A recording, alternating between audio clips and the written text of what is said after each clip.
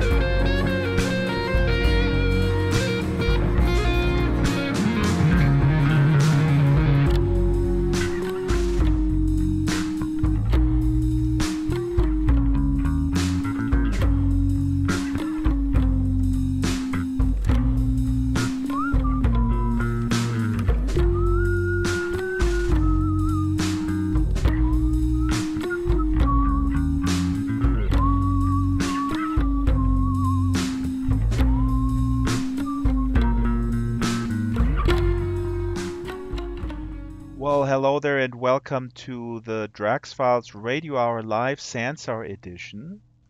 My name is Draxter Dupre.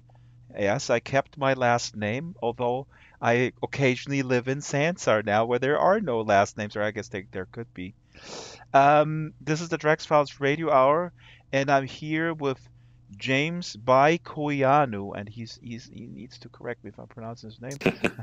That's good enough. Hello, James. Hello. Pleasure to be here. James is maybe James is a trader because he left his virtual world, his social VR world, and he came to ours. James, why don't you introduce yourself? You are with JanusVR. Tell us what you do there and what is JanusVR, because it's getting completely confusing in this category of social VR. And like I told you in the pre-interview, I always thought like, oh, Janus is cool. All they're doing is basically wrapping a web page around you, and then you can kind of walk around in that web page. I guess that's where you start. But take it where you will. Introduce yourself and what is Janus? Cool. Yeah, as you said, my name is James. I'm the principal engineer for JanusVR. And JanusVR is, it's a lot of things. It's, a lot of people consider it a social VR app, much like Sansar and, Second Life, high fidelity kind of thing. But like you said, we're also, built very much on the web, makes it very easy for people to, build websites that show off 3D content. Anyone can build a website using Janus. You can host it on your usual website. And I think what makes it unique is you can share these worlds with people just by sending them a link. They don't have to do any installation of. We have a native client that you could install, or you can kind of view it in your usual web browser. Now this is something that I didn't try this morning. What I tried was I went in there, and it's incredibly easy to use, and it's pretty cool. Let me just say, then I'll ask you about some of these decisions. So Janus, would it be okay for me to classify Janus as social VR, or are you? What do you think of that term? I mean, Linden Lab is advertising Sansar as social VR, and I think High Fidelity. Are they using open? They're saying open source social VR. What is the tagline that you're using officially Are you staying away from that term, or are you embracing it, or are you kind of indifferent? Well, I think there's definitely a social VR aspect to what we do, but I think what makes us different from Sansar and High Fidelity, we're a much smaller company, so it's harder for us to organize events and kind of build community type stuff. So all worlds that you build in Janus are social by default. They're multiplayer, and you can kind of share things. You can build collaboratively with other users. But we're not really pushing social VR as our main thing. It's more. I see. Yeah. You know what? Yeah. Let me jump in. That's actually, this is very interesting. I never thought about it, because the catch-22 is, I think if you were to push this as your number one thing, and then people show up, and there's nobody there, which is, I mean, the Second Life folks that are watching or listening, they know that this is the biggest conundrum. You talk about how wonderful Second Life is, and you tell it to your friends, and then they show up and there's nothing there. There's nobody there. Exactly. Because the number of experiences is outnumbering the number of concurrent users, or they just sort of spread out like that. Exactly. I see. Mm-hmm. Yeah, I mean, that's definitely a problem that we've struggled with. I know, Second Life has struggled with. Some of the worlds I've explored in Sansar as well. Yeah, absolutely. Yeah, exactly. And so that's why, one of our focuses is on this idea of being able to move seamlessly between these different worlds and bring your content and your identity with you. Because, there's a relatively small number of us who really like, we see the potential of social VR, right. And being, we love world building. We love sharing what we've built with others. But, it's not yet the majority. A lot of people are still kind of uncertain what you do in these worlds. Yeah. And it's fair because, like you said, a lot of these worlds you come in and you try to look around and there's amazing, beautiful worlds, vast worlds to explore, yep. But not a lot of people around to explore with unless you bring your friends with you. So, that's, I think, to us, it's, we think that it's important to allow people, so many of these platforms are built to kind of attract all the users into this platform, so right. Everyone's trying to get, Sansar wants everyone to use Sansar. And by everyone, you use basically like all the eyeballs, right? All the right, eyeballs. exactly. Mm-hmm. Right, but, we think that, that's taking a relatively small group of people worldwide that, want to do this kind of thing, mm-hmm. and you're splitting these groups up. Mm-hmm. And so you get this kind of rivalry between these companies, even like between Sansar and Second Life, you've got people who are like, yep. Well, I've invested so much time building my world, setting up my avatar. Why should I move over? All my friends are still in Second Life, or all my friends, maybe all your friends moved over and now you're feeling lonely, things like that. And, it's just then the same, with High Fidelity, with Janus, we have these kind of almost a rivalry, even though we're all kind of working towards this same goal of, we all just want to be able to build worlds and kind of share them with people and socialize in them. But, we're kind of splitting the social groups. James, this is so awesome. And this is now, we're jumping right into the core of the conversation because this is so near and dear to my heart. As a matter of fact, I got a dismayed blog. A friend of mine from Second Life posted a blog post saying, "Oh, your shirt in the back." Turn around again. That's funny. Your shirt in the back. Should I buy Is it coming off of me? I'm trying to get my tracking. Seems to be a little off here. Oh, no. It's actually good. But it's funny because I think Janus engineers, they don't... Janus doesn't pay their engineers too much. My shirt's, it's falling apart. But, that kind of comes to another point. Again, I try to bring my identity in right. to Sansar. I mean, when we first met, tell us what you did. I'm amazed. We put this together such short notice. Mm-hmm. Tell us. And then you came in to the sound check already with a shirt, and it's awesome. And now you have a beard. Yeah, I'm still kind of tweaking, trying to get to my identity, just how I like it. But that's again one of the problems with moving between these worlds is each time you kind of have to start from scratch. I had to, recreate my avatar. I have a 3D scan of my body, which I normally use. I've obviously started with Janus. I've got that working in high fidelity as well. But for each app that I do, it's a good amount of work to get that working. Yep. Hold on a second. I got a dog squeaking a toy here. Let me take that away from her. No problem. But then let me set this up because I had a friend or an admirer from Second Life accuse me this morning of abandoning Second Life and basically going to Sansar. And I felt offended because I just completed a feature film that people know, which is based in Second Life. It has a little bit of Sansar in it. But James, you're putting the finger right on the big issue, and I would like the YouTube and Twitch viewers to chime in here, because I think we all you nailed it. The metaverse enthusiasts love to take our digital alter ego to all the places that we visit. I have met a few people here in the basement and over the years who are perfectly fine with taking an avatar off the shelf, basically just to appear here and do the show and whatnot. But that's really the minority, I would stipulate.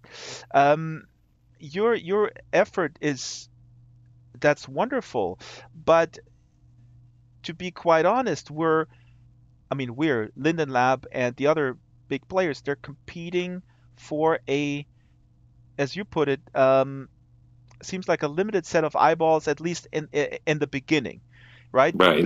And then once sort of these people, then it kind of hopefully snowballs, and then the rest of the folks understand the power of these environments. But how would you? Now, if you were negotiating, you're sitting around the table, here's Philip, here's Eben, there's a bunch of other people. How would you then say, hey, guys, and I know that you're kind of doing this because I think Philip Rosedale was alluding to the fact that he is meeting with you guys. Oh, yeah. How are these conversations going? Is there an openness to this idea? Oh, very much so. I think so. Philip, he founded the Virtual Reality Blockchain Alliance along with JanusVR. So high fidelity, JanusVR. We've been signing up new members. We've got Somnium Space, SVVR, Silicon Valley Virtual Reality, and there's several other AdMix. There's a few other companies that are just kind of, we see this same type of problem where we've built these worlds, these platforms for other people to build worlds, but it's hard to convince people. People don't want to commit to a platform if they aren't sure, if they think, well, it's a lot of work to build 3D worlds, 3D content. And if you build it for one platform and then something changes or, the platform goes away, people feel lost. You put real world time and effort into building this stuff.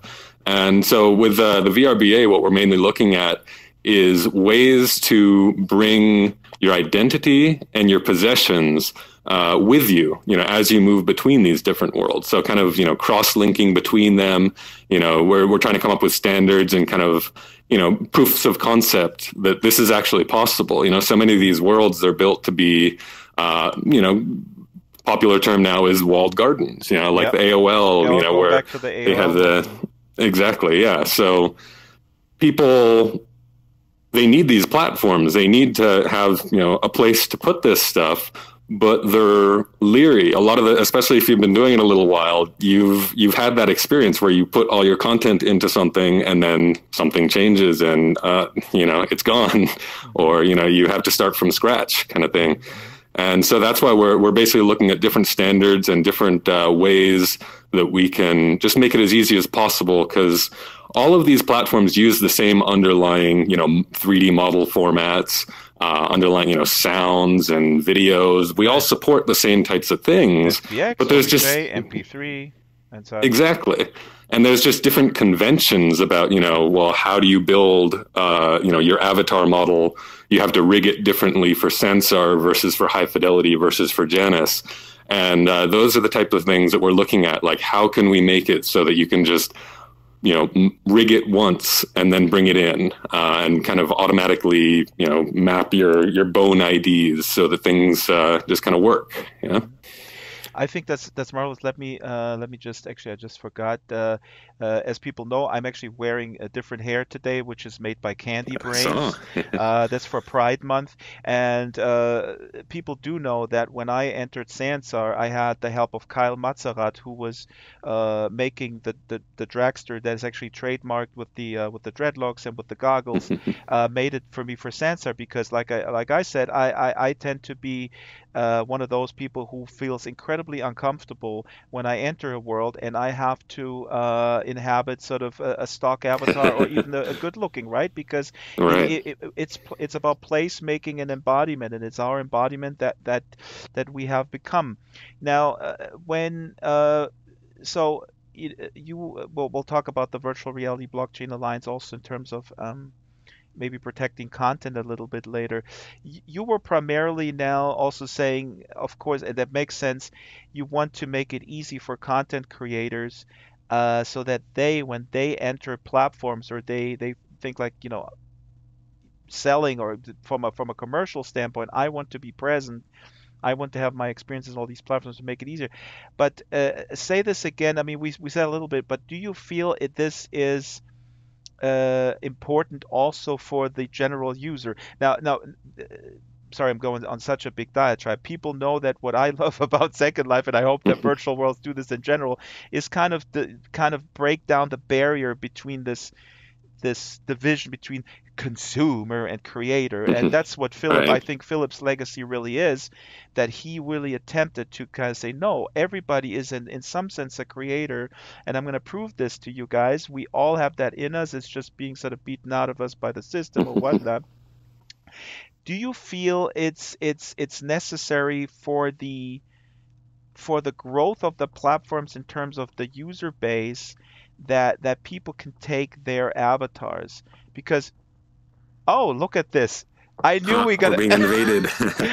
This is You got a raccoon problem, man. Oh my God! Do I have a raccoon problem? It's a trash panda. He's just grabbing his donut. Now this is awesome. This is Snow, who is a wonderful raccoon, but he's also sometimes a walking hot dog, and he exploited a bug in the Sansar skeleton that enabled him to make sort of non-humanoid avatars that are a little bit smaller, because right now the Sansar skeleton is confined to a fixed height, male or female. That's going to change next month, actually. Ebbe had announced that. James, you can be very open about your assessment of Sansar doing it a little bit differently. Bye, raccoon. Come again. Raccoon, can you bring me a beer? Hold on, I'm getting thirsty. Can you bring me a beer? We got some pizza here, but yeah. Yeah, no, we gotta get some Drax brew in here. Now, what would you say if you were at the table with? Thank you. Oh, excellent. That's so nice. Just put it down. That's cool. I have my Oculus on my forehead. I can't put it over because my glasses are too big. That's true. If you were to sit at the table with Linden Lab is has created Sansar, and some people would say, well, it's really dumb that they have it so closed, and I want to make tiny avatars and whatnot.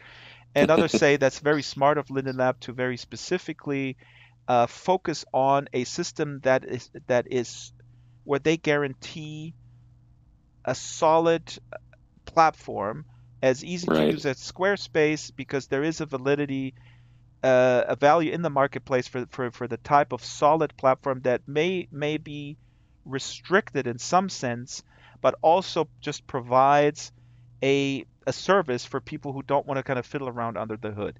How can something like Sansar be brought into the fold, though, with this wonderful idea to make avatars? What would they have to do, I guess, is my question, or what would be the next steps? Well, I think, like you said, there's each of these platforms has kind of picked a different kind of set of features to focus on for their kind of initial offering. And, Sansar has decided that, they'll start off with this kind of limited set of avatars. And, as you say, they're working towards opening up more of that type of, complete customizability. They're released where you can have a full next month. Yeah, I was told. Right, exactly. So it's all just a matter of I think, resources. It's you have to pick and choose. Building virtual worlds is hard. There's a lot of work that goes into it. Even building the 3D models is hard. Building the engine to put them in is an even more kind of monumental undertaking. Yeah. So they've decided to focus on, I think, the environments more so than the full customization of the avatar. But as you said, that's coming. So I think that as they add features like that, I'm sure they'll publish kind of a document showing, how to build one for Sansar, what you need to do to convert kind of existing models over. So, I think that we're all kind of moving towards this same goal, but we're just taking slightly different paths to get there. Janus, I think, our worlds aren't quite as kind of fully polished. We focused more on just kind of making it. Let's kind of run through kind of the differences, I guess, between Sansar, High Fidelity, and Janus. Yeah. 1 second, real quick, and we'll do that. And actually, I forgot to step through my experience this morning to kind of narrate people who are only listening to the audio of this, how Janus sort of works and how it looks and everything. But real quick, so are you saying that it is possible, like you were saying earlier, that it's theoretically possible, if the skeleton is known, that if we have a format that saves all the avatar information, this could be applied to a different world? What else needs to be known? I mean, how about the rigging part? Isn't that really tricky? Yeah, that's the hard part, because each of us kind of, there's different ways to rig a skeleton, different kind of structure to the bones, and, each one requires a little bit of changes. So one thing I think High Fidelity has done pretty well is they have, you have your FBX file, which contains, the geometry and then the skeleton data, where your bones are. But then there's an intermediate file, the .fst file, which kind of provides this mapping of bone names to, what High Fidelity uses internally. And so using that, you have a wider variety of, you can pull in assets that may have been built for a different system, without having to go into Blender or Maya and kind of, rebuild them. So, I think that type of thing is what we need, is these kind of intermediate type of just a description of, this is what's in my model file. Here's how to apply it to this engine. And that makes it a lot easier rather than having to rebuild each time. So when I jumped into Janus this morning in preparation for the program, it was very easy. It was incredibly solid in terms of frame rates. The reaction was great. There were the basic rooms. I could jump into these rooms. There were portals, and then I tried to put my own website up. The website shows up on the wall, but it creates a room automatically around it.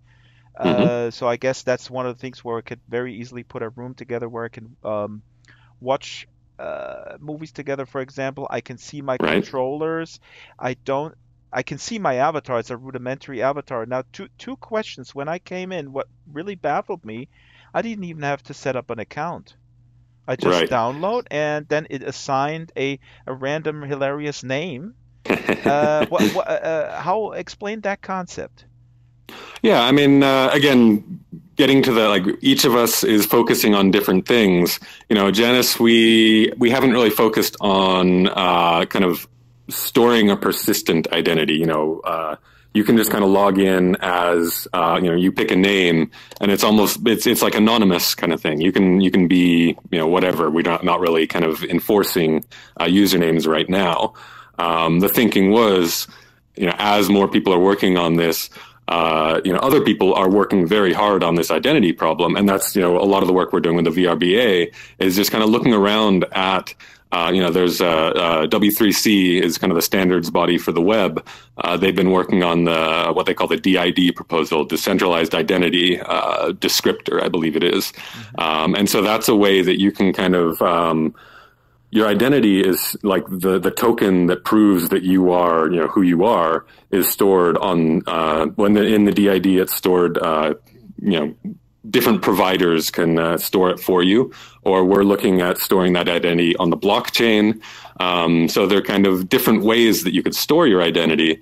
And Janus has kind of, we've been just kind of waiting and kind of participating in these discussions to kind of, rather than creating our own way of doing it, we want to embrace the standards that people are working on.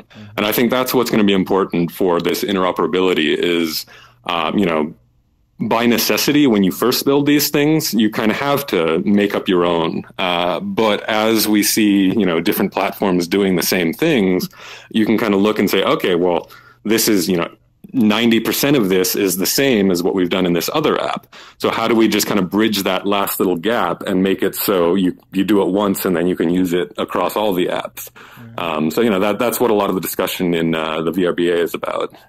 Justin Esparza is on the stream. He says, I just used Adobe Fuse for the first time, was happy about how easy it was to create a custom avatar, auto-rigged into Hi-Fi, was able to bring the mesh, any animations into Sansar as an object. Creating a custom avatar seems to be getting easier for the novice with tools like Fuse. And Fuse, I think, is basically Mixer mode. They sold to Adobe. I was on a panel with the guy from Mixer mode, and his name escapes me now. 3 years ago. Now you were about to. I'm changing the camera angle to look at my wonderful hair. Candy Brains made that hair. Now going into Janus, I didn't have my avatar. Like I said, I saw kind of a ghost avatar.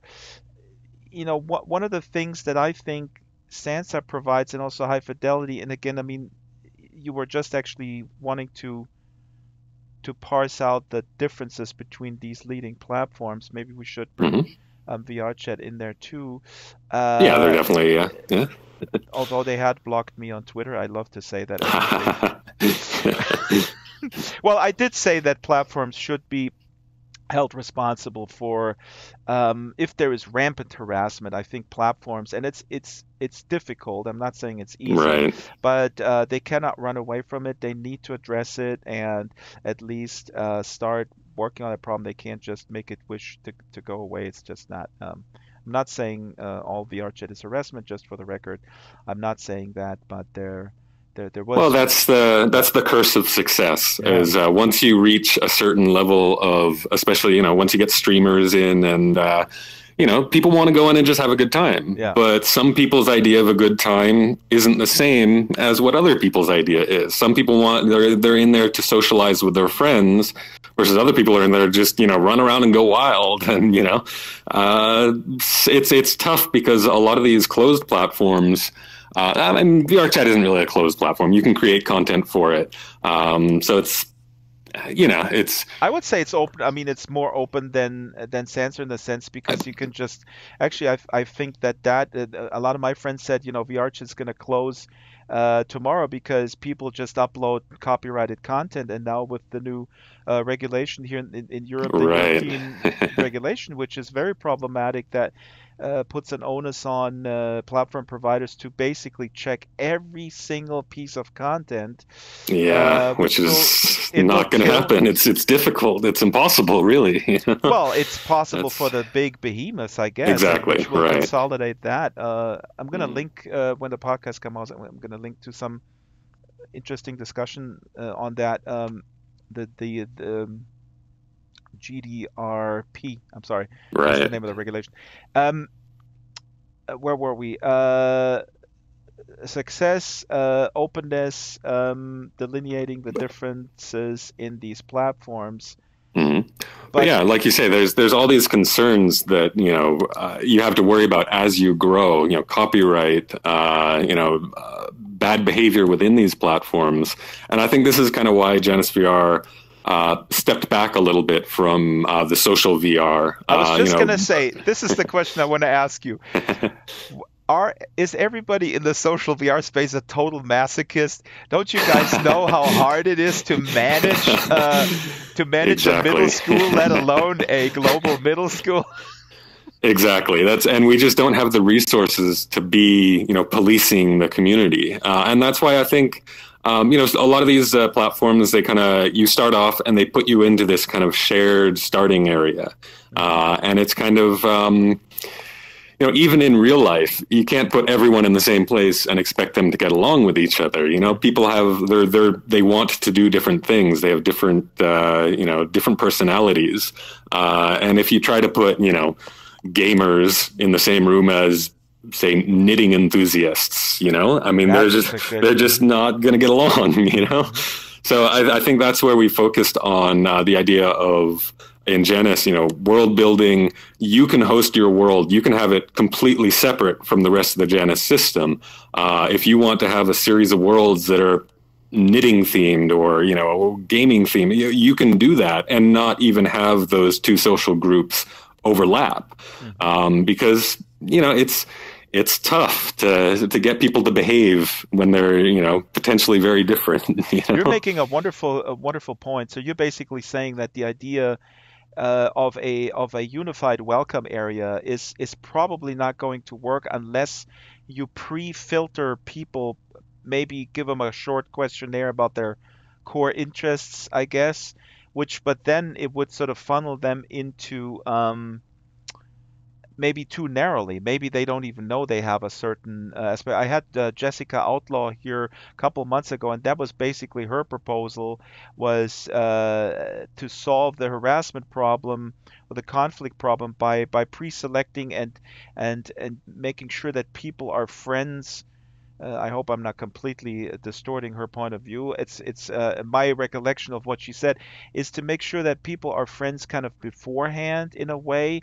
But that to me, it's a little restricting. I think it's then very kind restricting. I mean, yeah. I met people in Second Life who I would have never bumped into, and I'm a very outgoing person in the physical world, but I would have never met them, and it kind of it flattened the world in a good way. So where is Right. the line between these? That's so hard. It's such a tough. Exactly.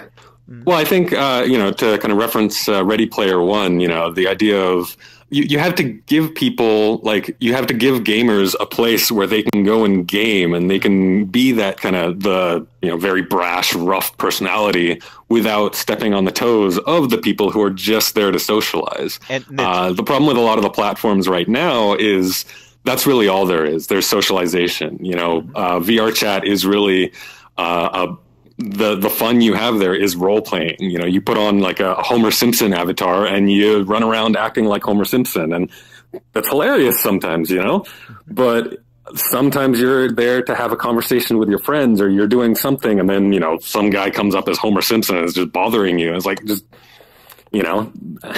so you have to give people more to do, I think. So if you have an area that's a gaming place, you can go and you fight out, you get your aggression out there rather than kind of taking it out on people who are just there to chat. The more activities we can provide for people, the less of that overlap you have, without necessarily having to force that separation. Because as you said, part of being social, part of social VR is you do want to meet different people. Is Janus then? I mean, when I went in there, I also see a solid concept that's been done before. Why not? You have some grouping of areas of interest where you can sort of go, and is that kind of the I don't know, sorting concept that Janus is pursuing? And I guess in Sansar it's similar with the Atlas. You kind of click around on the Atlas. You have a search bar where you can put keywords in. Is that the solution? And then related question, and maybe wrapped into that, what is the difference now between the major platforms? I mean, what are the stark differences? Let's lead it back to there, and then I'm gonna hit you with the hardest question is the shakeout. Why would I want to go into Janus if I can go into high fidelity? Why would I go into high fidelity if I can be in Sansar? Well, let's see. So We'll start from the beginning there. So with Janus, kind of, we show a selection of worlds when you jump in. Those are kind of, all the worlds in Janus were built by users. Some of the users work for us, but they kind of, some people wanted to build games. Some people want to build just kind of like personal spaces that show off their identity. Like we've got a user, Techno Shaman, who makes these amazing psychedelic worlds where you go in there and there's, talks from Terence McKenna and, all kinds of psychedelic lights going on, things like that. All of those worlds are just things that someone wanted to make to express what they want to do in these virtual worlds. And so we've gone through a few different ways of kind of presenting that information. Kind of in the early days, 2016, like what we did was we had these lobbies where, we built these kind of nice, nice rooms where everyone starts in there, and we have like, featured rooms that, we thought were of good enough quality that they would be kind of put front and center. But none of us really wanted to be in that position of saying your stuff is good enough, yours isn't. And that's what I think a lot of these platforms, you have to go through a bit of a reviewal process. Someone has to go through and say, okay, this room is good enough. With Janus, and it's a blessing and a curse, anyone can put something up. And it may be that the world is, unpleasant to be in. Yeah. But it may, that's what the person was trying to build. Maybe they didn't quite get where they were. But we don't want to stop people from being able to build and be able to experiment. And at the same time, we also don't want people to get that idea that, well, I'll never be able to build something good enough to be a featured product. James, you're speaking my mind, and I'm sorry, I have to interject here because that's something I had with Torley from Linden Lab, a great conversation, because I was very concerned with this wonderful render engine that they're building here, and with the type of quality that Sansar is able to kind of shine visually, and the type of professionals and semi-professionals they attract with the content and they put up forth, I think it is dissuading, or it has at least, there's a danger of, and a lot of people from Second Life have expressed that to me and in public, that they feel like they're not at the table anymore because it's shining. Making 3D content is hard. Yeah, yeah. And so the problem is to how do you keep it open and not demotivate people who want to come to the table, and you can do that by over curating, I guess. Of course, the catch-22 is a company wants to highlight the most visually appealing content. After all, it's a visual medium. Exactly. So then, we've gone back and forth on this a few times in Janus, where we want to put the best forward, because especially new users who aren't there to build, they're just there to see what we have. If you show them a bunch of these kind of work in progress type of worlds, they're going to get the idea that, well, that's all that the system can do. And, well, that is something, we want to encourage people to experiment, to kind of push the limits, push boundaries, and just, people have come up with some really, Right. If you show, I mean, I'm sorry, I'm jumping on you, but I'm so inspired by what you said. I realized that, for example, the reason why I stayed in Second Life, or why it was appealing to me in the very beginning when I came in 2007, was actually the chaos, because the chaos at the half build, and I remember to this day, I walked through like half built houses and crap just floating in the air, and what it meant to me was unbridled creativity, that there is something that can be changed and morphed and actively being molded, basically, while when you go into a solid experience that may appeal to someone, like you were saying, maybe a gamer who's expecting AAA game action, that person may be totally put off and may never come back to an open platform like that. Right. And, especially a lot of people, I think people who have been in a few of these virtual worlds and they get the idea, they know that, okay, all this stuff is kind of built by other users, and it's kind of, that's the game. You're building something that you want to see. But to outsiders, especially, I know you get this a lot from the press. Oh, we got some Jack Daniels. Right. As a hot dog, it's just come in here and gave us some. Hey, that's cool. Yeah, thank you, hot dog. That's very nice, but please don't interrupt us. You can go read a book. Go over there, read that book. It's a good book. It's a good book. I'm sorry, I apologize for this. No problem. I could go for some of this. That's the next step, that we have some sort of a smell-o-vision in the physical world that at least kind of gives us the aroma of the whiskey. Right. No, I mean, you were in the middle making a very important point here. Yeah. What was I saying? Well, the whiskey different treatment. Right. The whiskey. And the gamer, and if you in Janus, you were toying around with different ideas, what content to put up front, what content represents the platform, what shows the initial visitor who does not know what it is, that this is at the same time something that has gaming content or something that is, I don't know, action based or whatever, or game mechanics plus the ability to mold it and the ability to make it whatever you want. And right.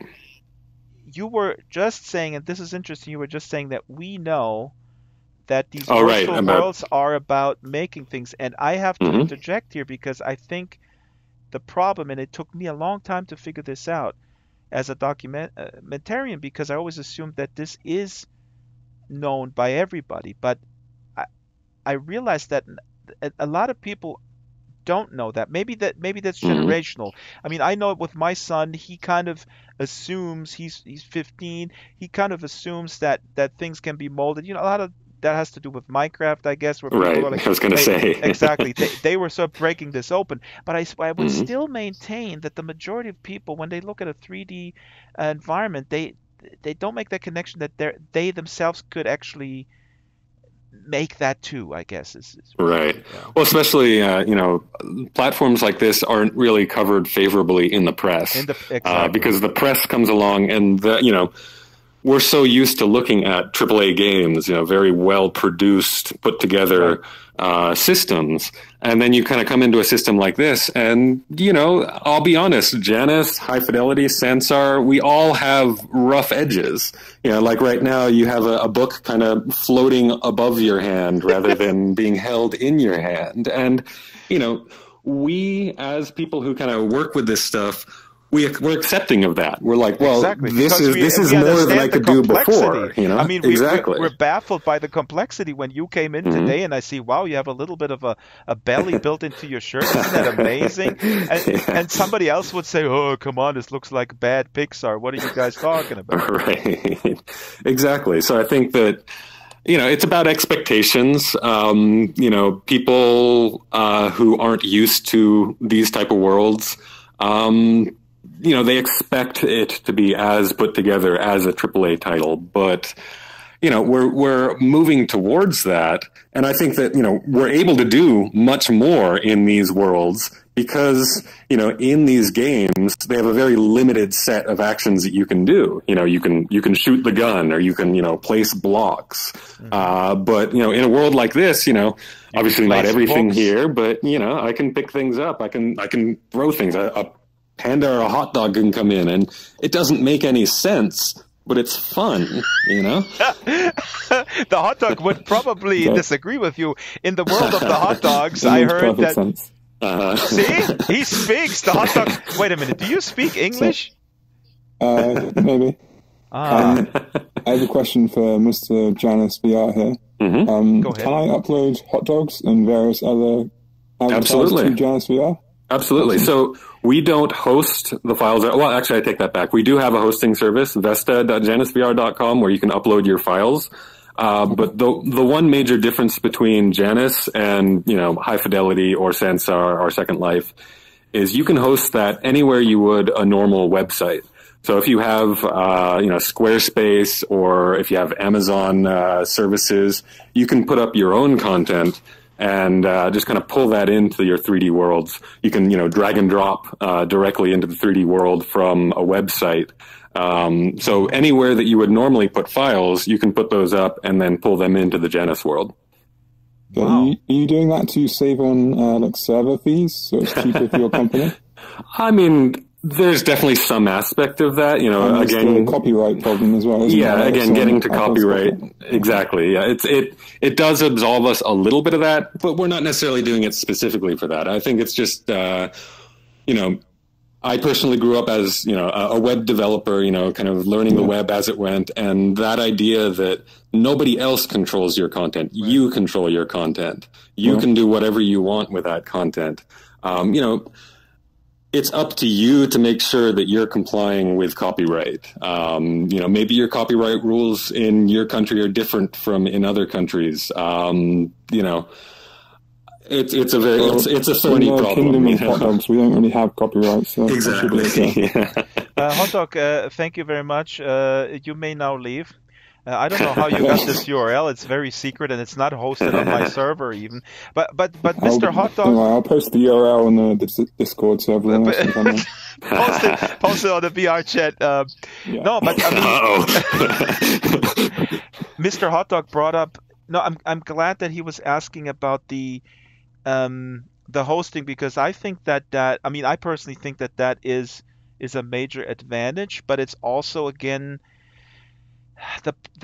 I'm just thinking in the context of Sansar. I mean, what people criticize about Sansar is, they do criticize the overreach of the terms of service, that everything is owns, and this would lead to another hours of discussion. But they also criticize, at least at this stage of the game, basically the limits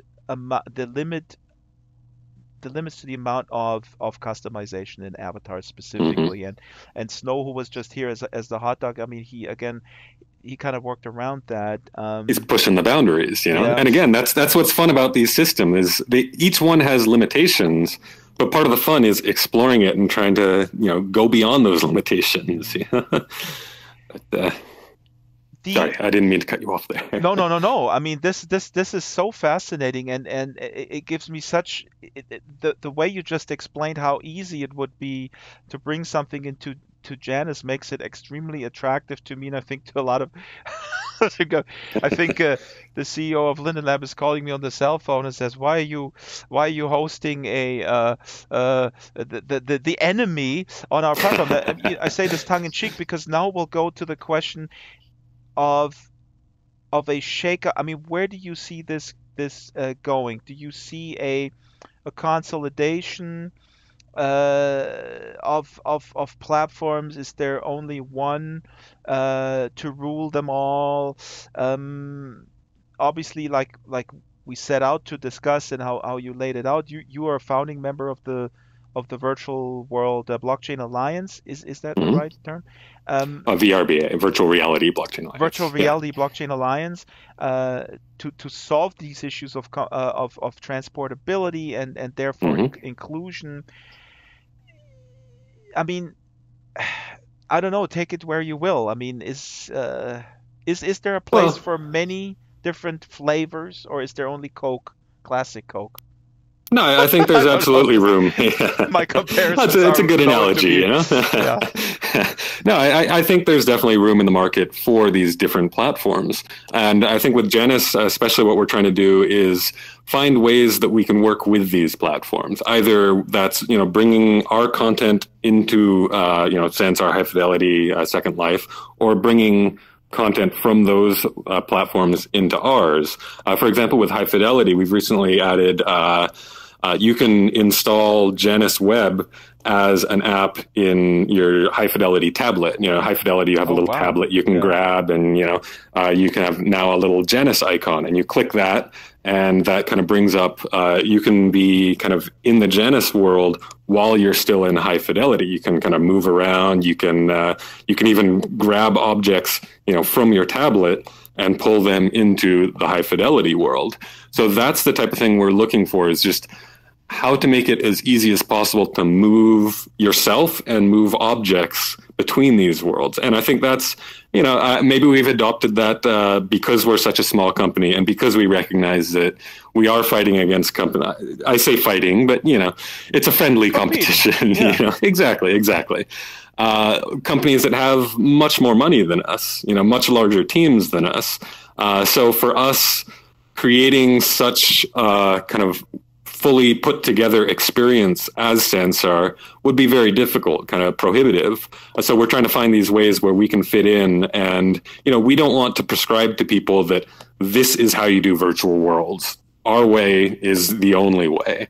We want to encourage people to get out there and experience all these other ones, and we want to find where we can fit into that ecosystem to make it. Maybe we can provide tools to Sansar. Sansar, I know, has the ability to add a web page on a Surface as well. Mm-hmm. So that's something I want to start playing around with, is how can we bring Janus into Sansar, and kind of what benefit would that be to the user? Like we have interfaces where we can, because it's built on the web platform, right. It's very easy for us. I haven't even mentioned this at the top of the hour, that you're basically you can run it through a client, but you can run it through any modern web browser. Exactly. So, because it's built on the web, we can access all of these, web APIs and all the content that's available on the web very easily. And kind of pull, like, for example, we have an inventory system where we can pull from Google Blocks or Google Poly, so we can search through there and find objects. We're looking to add other sources of data as well. 3D Paint.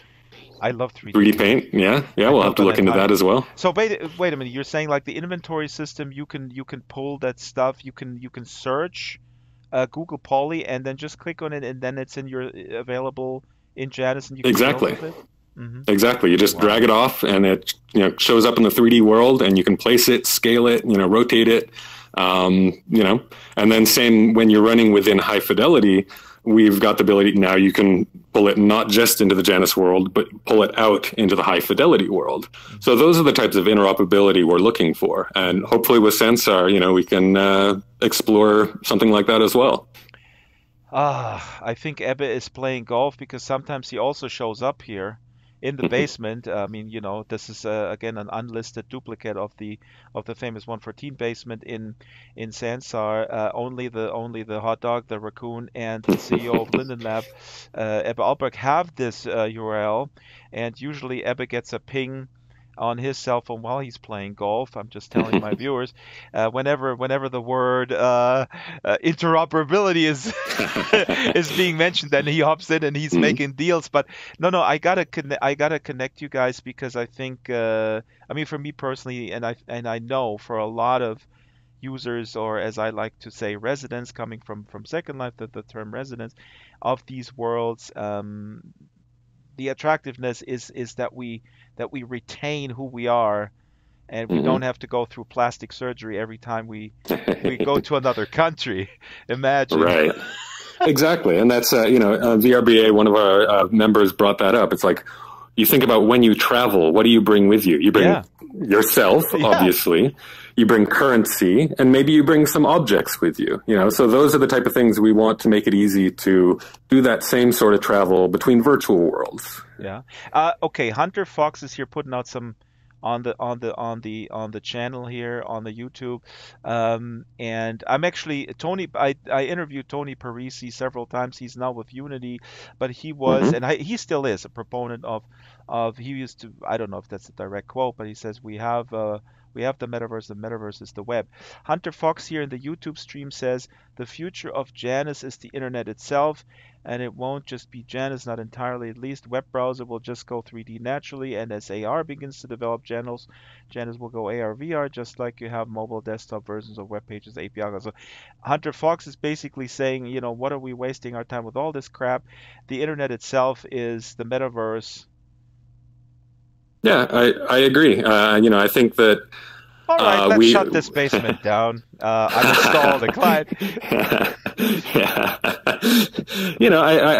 I think that this world eventually, hopefully with Sansar, we can get them to open up a little bit more the connectivity. Like with Janus, the way I ended up at Janus, Janus initially was a native client that you had to install, just like Sansar. You have to install it and you have to use that in order to access those worlds. Mm-hmm. And so as a community member, I had already built kind of a 3D VR arcade, the Metacade, where you can kind of go in and play, emulators and, play, shoot some hoops, whatever. And I built that just using WebVR, just kind of, using 3JS, if you're familiar with kind of web libraries.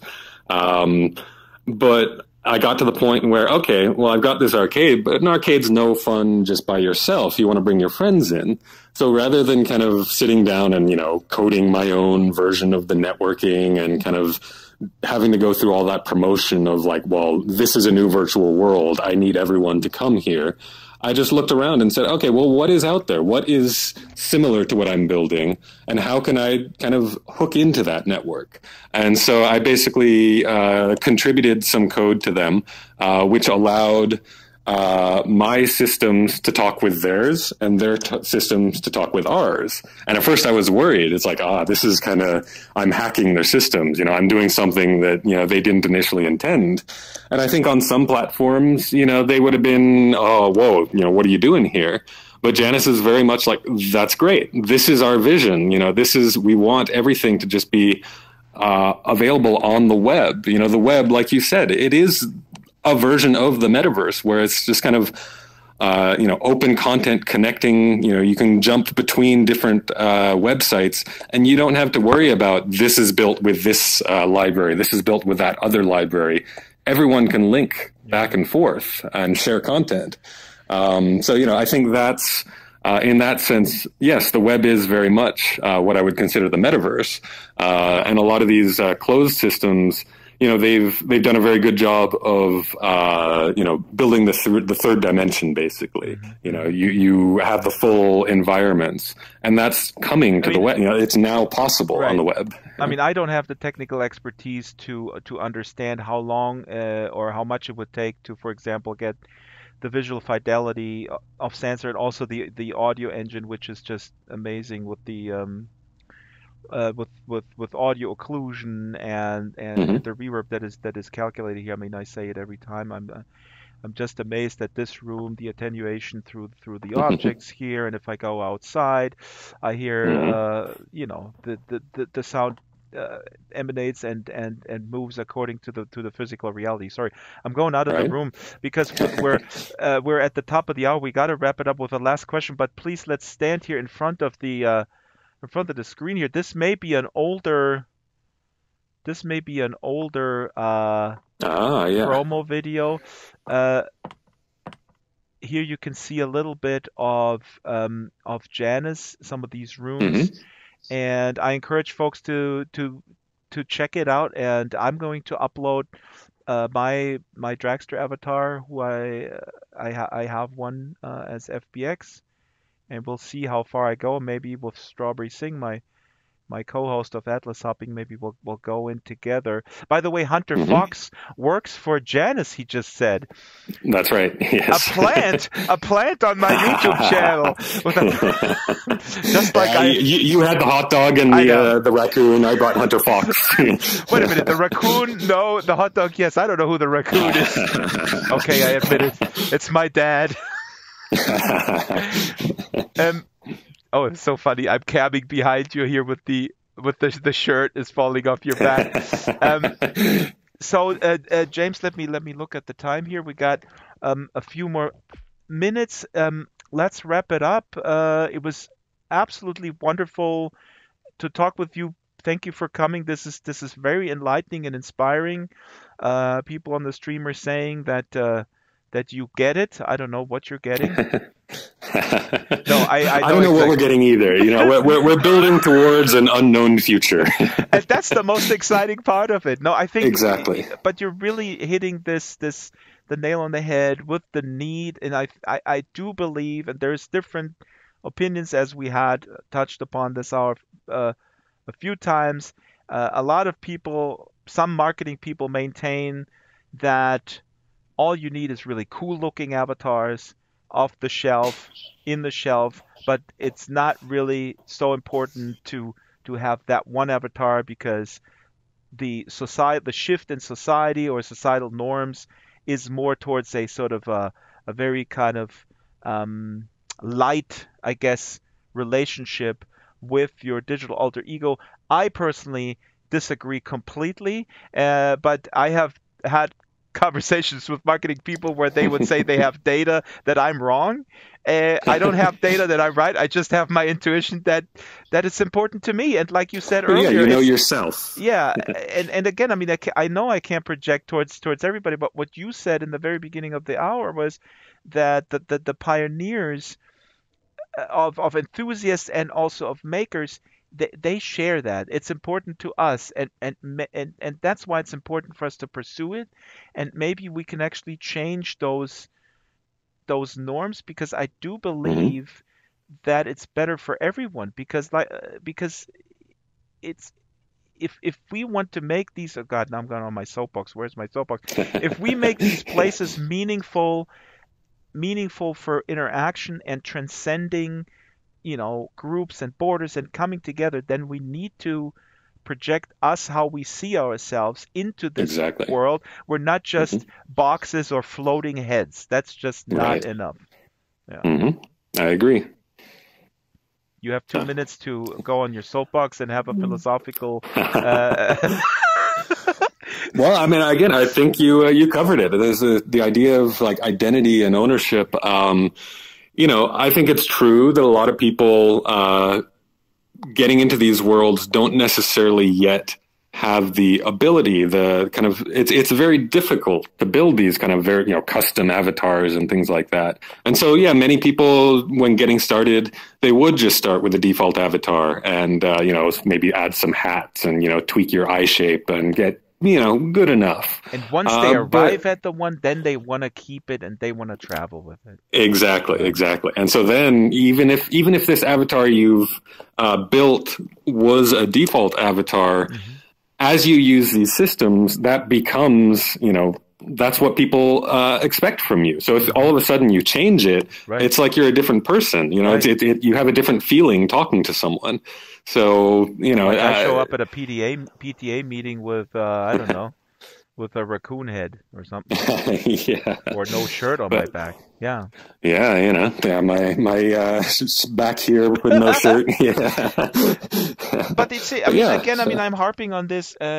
Oh, we have 1 minute left. But I'm harping on this. I hear this over and over that that society is moving towards a lighter interaction with content in particular. Uh, to name a specific example, it's often said that people don't. It's often tied to the attention span. People say, okay, people want the YouTube videos to be shorter. People, right. I find that really the end of culture, frankly. But okay, let's say there is actually ample evidence, data-wise, that is true. Um, then, I mean, I don't know. That makes all these efforts of having these sticky personalities, um, yeah, obsolete, I guess. Yeah. Well, I think that's always been, we've gone back and forth. Like Yeah. when the internet was new, It's a the pendulum. whole That's idea true. was it allowed you, like we were so used to TV being, we're just fed a stream of information. And marketers said, well, that's what people want. They just want to sit down and be fed information. But Hmm. then we found this whole internet thing, the web, and there's all this information that's out there that you would never get on a TV. Never get in one of those kind of curated experiences. And so that's where I think that this idea that people, yes, the majority consumers are just going to sit there and, flip through their Facebook stream, their feed. But there's a large number of people out there who want more, who aren't satisfied with just that kind of feed of information that's being given to them. They want to explore. They want to build for themselves. And I think that's where virtual worlds, really attract people. And here comes Dr. Drax with the last words. And we can make people see the light, that is more satisfying to actually create. And we're all creators, and we just because an older kid destroyed our sandbox, our sandcastle in the sandbox, and we were traumatized. We can overcome this trauma. I'm speaking not from personal experience. Okay, so James, wonderful. Thank you very much. Oh, Hunter is saying here the biggest issue is standards. Everyone knows how to display images, format, rendering, standpoint, but mod and read by clients. Your word in God's ear, Hunter Fox. Daisy is saying you need alligators there. You need alligators. Alligators are the future. And Justin says, I relate to Drax's view on my avatar in many worlds. Justin actually is awesome. He put Salazar Jack, who originated in SL, he put him into Hi-Fi and Sansar and everywhere. So James, Cool. that's it. So I'm going to cut the stream. Wonderful. I see you in Janus or here. Great. We will have Well, shirts. thanks for having me. Yeah. Thank you, James. Fantastic. And I'm going to play us out with a little tune Excellent. from, who is this artist? Ah, his name is very similar to mine. Goodbye, folks. That's it for the show. Tomorrow is Atlas Hopping, 11 a.m.